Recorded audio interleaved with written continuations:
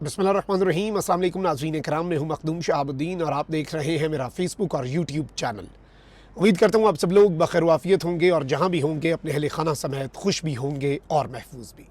नाज़रीन कराम, 22 सितंबर 2024 आज इतवार का दिन है, लेकिन 21 सितंबर का लाहौर जलसा इस वक्त सिस्टम के आसाब पर सवार है। एक जानिब तो लाहौर के जलसे के आफ्टर शॉक्स आने का सिलसिला शुरू हो चुका है। रेड जोन से इस्लामाबाद में रेड जोन से इस वक्त तशवीशनाक खबरें हैं। ऑन ग्राउंड सूरत हाल में आपके सामने रखूंगा। डी चौक, सरीना चौक में गैर मामूली हलचल और क्यों सील किया जा रहा है, और लाहौर के इस कामयाब जलसे के बाद अब सिस्टम को और निज़ाम को क्या खौफ लाहक हो चुका है, ये डिटेल्स बहुत इंपॉर्टेंट है। इसके साथ ही साथ इससे भी बड़ी खबर, आज के दिन की सबसे बड़ी खबर, रात गए इलेक्शन कमीशन ने और काजी फाइज ईसा साहब ने, दोनों ने अपनी अपनी जगह एक नई अनहोनी की है। काजी तो अपनी आई पर आ चुका है और इलेक्शन कमीशन तो इससे पहले ही बहुत ही ज़्यादा खुलकर सामने आ चुका है, लेकिन पाकिस्तान तहरीक इंसाफ और वकला बिरादरी के लिए ये एक आई ओपनर है।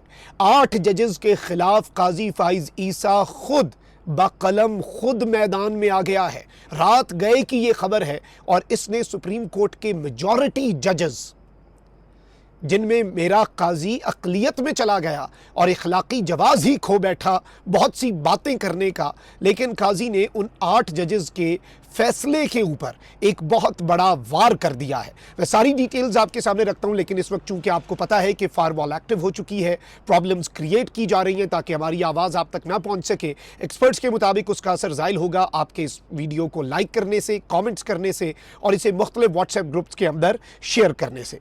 अब ज़रा खबरों पर आ जाते हैं नाज़रीन इकराम। सबसे पहले तो मैं आपको ये बता दूं कि एक तरफ अली अमीन गंडापुर का रात का पावर शो, और अली अमीन गंडापुर जिस तरह से अपना वादा वफा करके ऐन जलसा गाह के मकाम पर पहुंचा, मरियम सरकार जो है उसके लिए सिर्फ एक ही मुहावरा याद आ जाता है, 100 प्याज और 100 जूते, यानी कि रुकावटें लगाई फन्ने खान बने। ख्वाजा आसिफ कहता था कि अटक पुल क्रॉस करो, मरियम ने 3 जगहों पर रुकावटें लगवाई कि गंडापुर को नहीं जाने देना। और भाई गंडापुर को रोक लिया, इससे अच्छा शराफत से, इज्जत से गंडापुर को पहुंचने देते। जलसा खाली करवा लिया, लाइटें बंद कर दी, माइक बंद कर दिए, अवाम कर जमे गफ़ीर देखा जो बाद में जलसा गंडापुर ने जलसे के बाद लगाया और आके कहा ना कि सलाम मेरा कबूल करो, काम मैंने कर दिया है। कप्तान का हुक्म जो है उसकी तामील करते हुए, उससे वादा वफा करके अब अली अमीन गंडापुर फतह याब होके जा रहा है। अब इस सब के अंदर एक तरफ तो ये डेवलपमेंट है, तो वहीं दूसरी जानिब शहबाज शरीफ साहब जो हैं वो लंदन रवाना हो चुके हैं। शहबाज शरीफ साहब लंदन से अमेरिका के दौरे पर पहुंचेंगे और लूटन एयरपोर्ट जो है लंदन का, वहाँ पर उनकी कुछ ही देर के अंदर एक्सपेक्टेड है लैंडिंग। लेकिन इस वक्त मैं आपको ये बता दूँ, और शहबाज शरीफ साहब जो अमेरिका जाएंगे वहाँ पर अक़वाम मुत्तहिदा की जनरल असम्बली से खिताब करेंगे। ये बेचारे किस तरह का खिताब करेंगे आपको पता है। खैर कौम जो है उसे इमरान खान का अक़वाम मुत्तहिदा की जनरल असम्बली का खिताब तो रह कर याद आता है। अब यहाँ पर एक बहुत बड़ी डेवलपमेंट है। बहुत बड़ी डेवलपमेंट ये है नाज़रीन इकराम के वकला की तहरीक शुरू हो चुकी है। मैं लगातार आपको पिछले 2 दिन से एक बात कर रहा हूँ ना कि सिर्फ पीटीआई नहीं, पीटीआई पाकिस्तान की 95% आबादी की हर दिल अजीज़ सियासी जमात है। पीटीआई के पास मैन पावर है, पीटीआई के पास वोटर है, पीटीआई के पास सपोर्टर है, पीटीआई के पास इमरान खान का डाई हार्ड फैन है। लेकिन इसके साथ ही साथ कुछ और कुव्वतें भी हैं। जैसे पाकिस्तान में रिलीजन एक रियलिटी है और रिलीजियस फोर्सेस जो हैं वो भी एक रियलिटी है। Maulana Fazal Rehman missing piece of this puzzle. ये जो अदलिया को कंट्रोल करने के लिए अब आईनी तरमीम मौलाना के बगैर की जा रही है, मौलाना भी कह चुके हैं मैदान में उतरेंगे। लेकिन उससे भी इंपॉर्टेंट 21 सितंबर के जलसे से पहले 19 सितंबर को लाहौर के अंदर वकला कन्वेंशन होता है, जिसमें मुख्य 13 शो काजी गो काजी के नारे लगते हैं और वकला की तहरीक का आगाज होता है। अब इस सब के अंदर जो मेरे पास इत्तलात हैं वो यही है कि वकला तहरीक दमादम मस्त कलंदर के लिए तैयार है। और कल ये जो अली अमीन गंडापुर ने पंजाब सरकार के साथ कर दिया है, यानी वाजे कर दिया कि तुसी जो मर्जी कर लो, हमने जो करना है ना अवाम के सर पे हम आके करेंगे। पंजाब की चीफ एग्जीक्यूटिव और उसकी चेलियाँ, उसकी सहेलियाँ और उसकी जो वजीरों की एक खवातीन की उसके आसपास फौज है, वो बढ़ के मार रहे थे कि ये कर देंगे वो कर देंगे। भाई क्या कर लिया, गंडापुर आया ना, करके चला गया जो करना था। अब इससे क्या होगा, इससे मौलाना को भी और वकला की तहरीक जो है उसे भी तक़वियत मिलेगी। अब इस सब के अंदर जो खबर है अंदर खाते वो ये है कि वकला की एक बहुत बड़ी तहरीक शुरू होने वाली है। उस तहरीक के पेश नज़र निज़ाम जो है वो बहुत ज़्यादा इस वक्त परेशान है और अदलिया को कंट्रोल करने के लिए आइनी तरमीम लाने के ख़िलाफ़ जो वकला की एक तहरीक है उसके ख़तरे के पेश नज़र इस वक्त एक वारदात डाली गई है।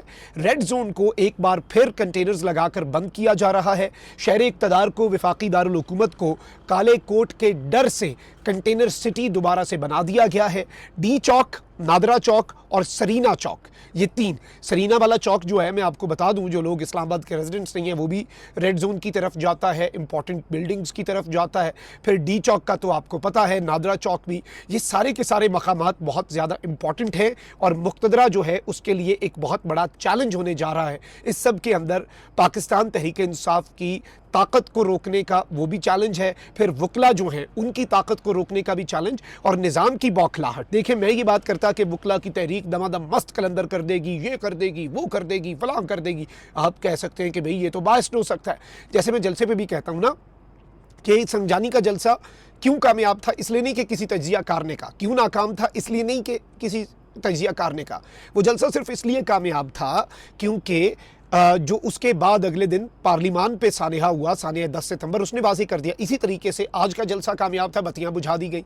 अब इस सब में जो चंद घंटे पहले कल रात जलसा हुआ है, अब यहाँ पर मैं आपको एक क्लिप दिखाता हूँ और ये क्लिप मुझे एक्सक्लूसिवली इस्लामाबाद से मौसूल हुआ है। एक क्लिप इस निज़ाम की बौखलाहट है और इस जानिब इशारा है कि दमादम मस्त कलंदर जो है वो काला कोट करने जा रहा है।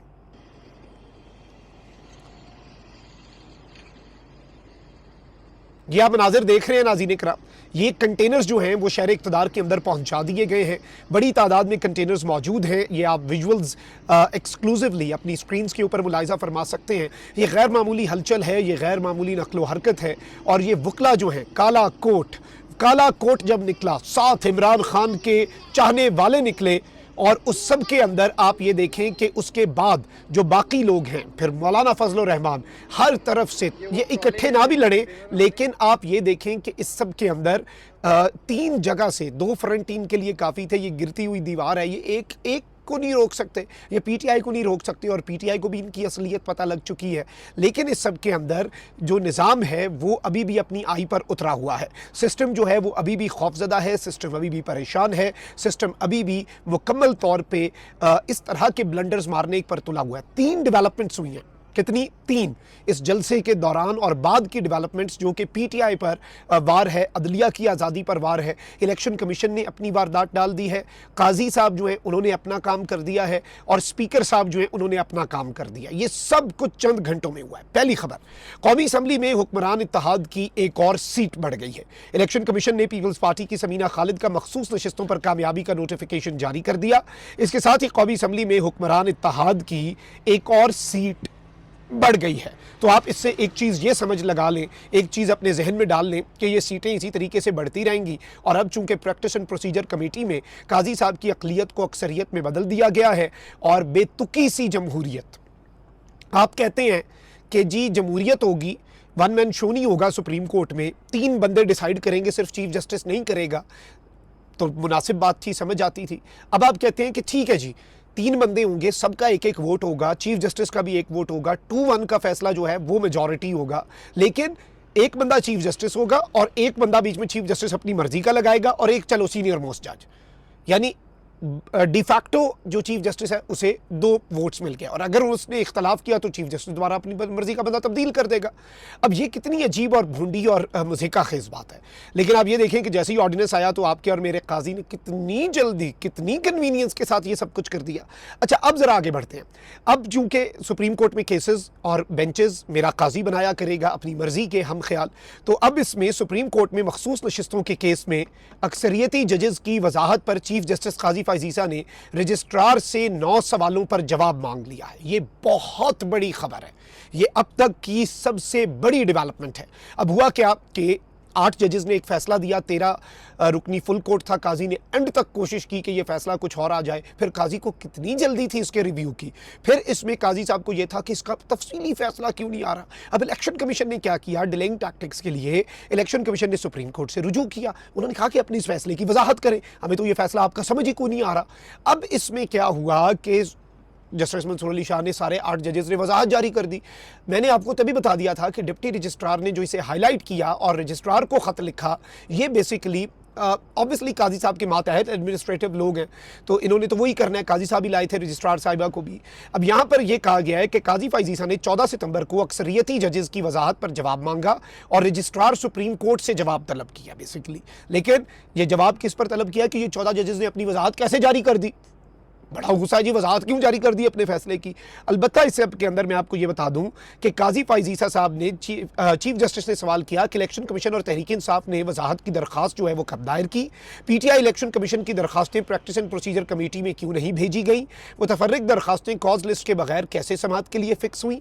रजिस्ट्रार से सवाल में पूछा गया कि क्या रजिस्ट्रार ऑफिस ने मुतलका फरीकैन और अटॉर्नी जनरल को नोटिस जारी किया।